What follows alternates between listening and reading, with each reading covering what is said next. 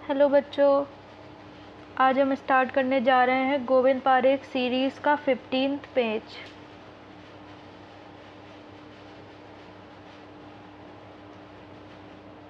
इसमें सबसे पहला टॉपिक है अंजन शलाका। तो अंजन शलाका के लिए क्या बोला गया है? मल्लिका पुष्प सदृश कलाएं के परिमाण में मोटी। तो कैसी होनी चाहिए? जो मल्लिका पुष्प के जैसी होनी चाहिए, और उसका परिमाण कैसा बताया गया है? कलाएं के जितना। तो अब इसको याद कैसे करेंगे कि जो मल्लिका हैं वो क्या लगाती हैं? काला अंजन। तो मल्लिका से हो गया मल्लिका पुष्प के जैसा, काला से हो गया परिमाण कैसा होना चाहिए इसका? कलाए जैसा, और अंजन से क्या हो गया? अंजन शलाका। फिर बात करते हैं इसकी लंबाई की। तो लंबाई कितनी बताई गई है? 8 अंगुल। लेकिन बाघभट्ट ने क्या बोला है? बाघभट्ट ने बोला है कि 10 अंगुल की लंबाई होनी चाहिए। और क्या बोला है? राजमास स्थूला। इसका परिमाण कैसा बोला है? राजमास के जैसा, राजमास स्थूला। अब आगे आता है कि हमको अगर रोपण करना है तो रोपणार्थ कैसी शलाका यूज़ करेंगे? लौह शलाका। लेखनार्थ ताम्र शलाका। प्रसाधनार्थ स्वर्ण शलाका। तो इसे कैसे याद करेंगे? रोपण के लिए लौह शलाका बोली है, तो इसको हम लिख लेंगे लौरा। नौरा होती तो नौरा की जगह हम लौरा याद कर लेंगे। वो हो गया रोपण के लिए लौह शलाका। और लेखनार्थ ताम्र कैसे याद करेंगे? ताम्र लिपि। ताम्र लिपि में लिखा हुआ होता है, तो क्या हो गया? ताम्र शलाका लेखनार्थ। अब प्रसाद, तो जो सोना है वो आजकल इतना महंगा हो गया कि वो कैसा हो गया? प्रसाद के जैसा। तो प्रसादनार्थ मतलब थोड़ा सा। प्रसादनार्थ किसका यूज़ करते हैं? स्वर्ण शलाका का। अब आता है श्रेष्ठ काल। तर्पण के लिए कौन सा होता है? पूर्वाहन और अपराहन। तर्पण हम सुबह भी करेंगे और शाम को भी। अब आता है सेक और आश्चोतन।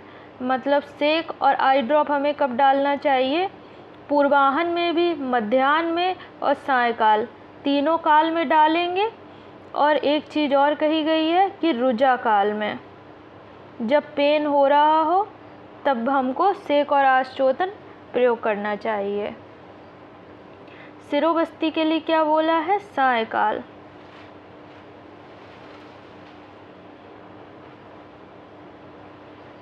शाम को हम सिरोबस्ती देंगे। सुबह सुबह जैसे शैम्पू करके चले जाते हैं, शाम को तेल लगाते हैं रात में, और सुबह शैम्पू करके चले जाते हैं।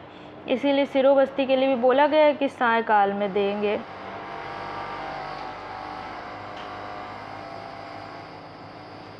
अब बात करते हैं अंजन। अंजन का क्या क्या काल बोला गया है? अंजन के लिए बोला गया है पूर्वाहन, अपराहन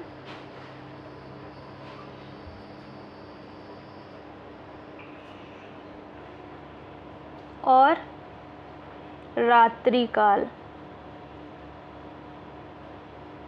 तो जो रात्रि काल है वो सुश्रुत ने तो बोला है कि रात्रि में अंजन लगाएंगे, लेकिन निषेध किसने बोला है? बाघभट्ट ने। बाघभट्ट ने बोला है कि नहीं देंगे रात्रि में। बाकी दो में बताया है कि पूर्वाहन और अपराहन में अंजन लगाएंगे, लेकिन रात्रि काल में बाघभट्ट ने निषेध बोला है।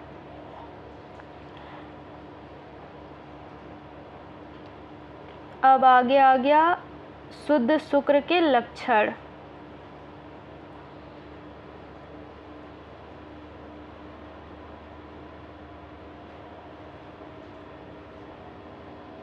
स्फटिकावम किसने बोला है? स्फटिकावम मेनली चरक का माना जाता है, मधुगंधी नहीं है, ये है मधुरगंधी। तो मधुरगंधी किसने बोला है? ये भी मेनली चरक का ही माना जाता है। अब बात कर लेते हैं इसके वर्ण की।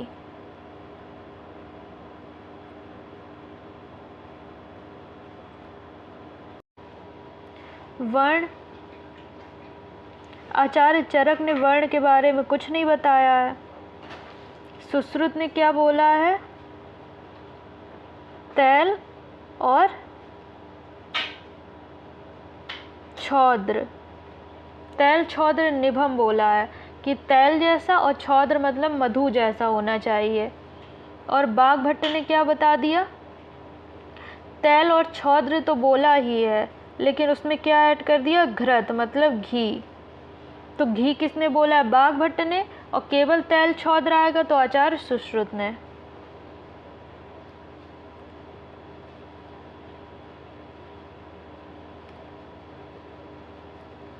अब आगे आता है शुद्ध आर्तव के लक्षण। तो आचार्य चरक ने क्या बताया है? गुंजा फल के समान, गुंजा फल सवर्णम च पद्मालक्तक सन्निभम। और आचार्य सुश्रुत ने क्या बोला है?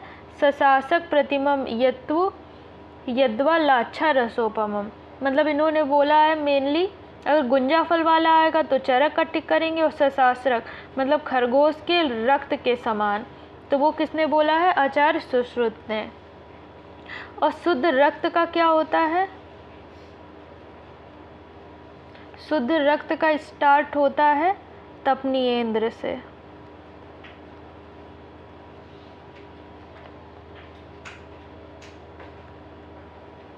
अब आता है मानस प्रकृतियां। तो मानस प्रकृति 3 प्रकार की बताई गई है, सात्विक, राजस और तामस। आचार्य चरक ने कितनी बताई है? 16 प्रकार की। उसमें जो सात्विक होती है वो 7 होती है, राजस वाली 6 और तामस वाली 3। जो सात्विक होती है उसी को शुद्ध प्रकृति भी कहते हैं। और बिल्कुल सेम चरक की जैसी किसने बता दी है? आचार्य सुश्रुत ने। लेकिन आचार्य काश्यप ने क्या किया?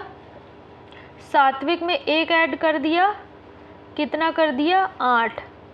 और राजसिक में 1 ऐड कर दिया, कितना कर दिया? 7। तो कौन कौन सा ऐड किया है? सात्विक में ऐड किया है प्रजापत्य, और राजसिक में ऐड किया है याच। जो ये याच वाला है वो इस बार पूछा गया था।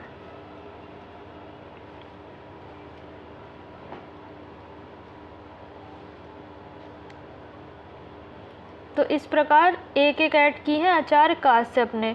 तो इनकी कितनी हो गई? 2 ऐड की, तो इनकी टोटल प्रकृति हो गई 18। अब आता है गर्भाशय में गर्भ की कैसी स्थिति होती है। तो गर्भ की गर्भाशय में स्थिति आचार्य चरक ने क्या बोली है? गर्भस्तु खलु मातु कैसा होता है? पृष्ठ अभिमुख और ऊर्ध्व सिरा, संकुचते अंग, अन्य अस्ते अंतः कुच्छो। मतलब उन्होंने बोला एक तो माता के पृष्ठ की तरफ उसका मुख होता है, ऊर्ध्व सिर होता है, और जो उसके अंग होते हैं वो कैसे होते हैं? संकुचित किए हुए। आचार्य सुश्रुत ने क्या बोला? आभुग्नो अभिमुख सेते। इनका ये वाला इम्पॉर्टेंट है। सा योनि सिरसा याति स्वभावता, कि जो गर्भ की जो सिर होता है वो योनि में कैसे आता है? स्वभाव से आता है, अपने आप आता है जब टाइम आ जाता है। और आचार्य बाघभट्ट ने क्या बोल दिया है? कृत अंजलि, कि जो गर्भ होता है वो हाथ जोड़े हुए होता है।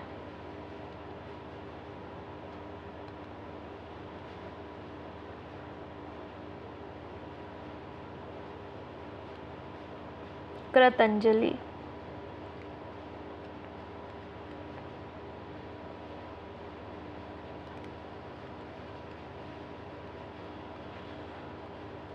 अब आगे बढ़ते हैं। आगे है धात्री के लक्षण। तो आचार्य चरक ने क्या बोला है? कि समान वर्ण की धात्री होनी चाहिए। सुश्रुत ने क्या बोला है? श्याम वर्ण की धात्री। और संख्या कितनी बताई है? बाघभट्ट ने बताई है 2, काश्यप ने बोली है 3 धात्री। लेकिन जो बौद्ध साहित्य है उन्होंने बोल दी कि 4 धात्री होनी चाहिए। अब अगला टॉपिक है नवजात शिशु चर्या में प्रथम उपक्रम कौन सा होता है। तो चरक ने बोला है प्राण प्रत्यागमन, सुश्रुत ने बोला है उल्वा परिमार्जन,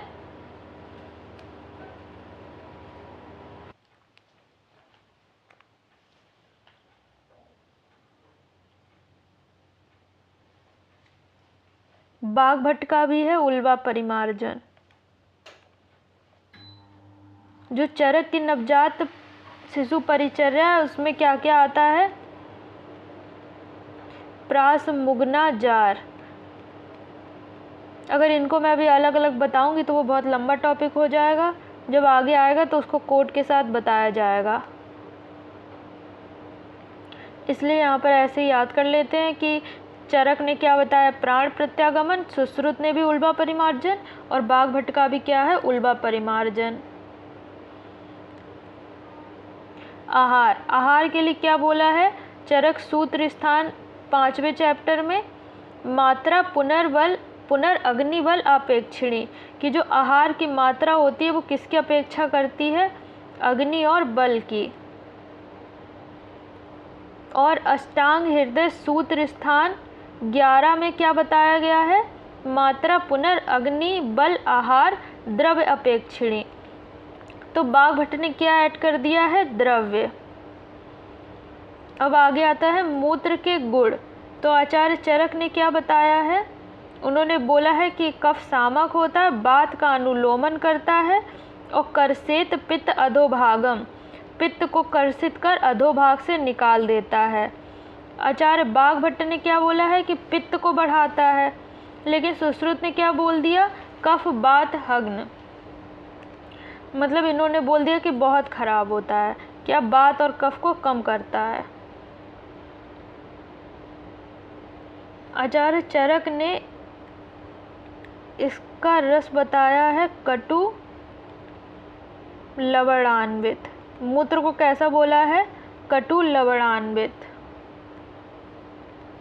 और सुश्रुत ने क्या बोल दिया, यह है आचार्य चरक का, और आचार्य सुश्रुत ने क्या बोला है, कटु तीक्ष्ण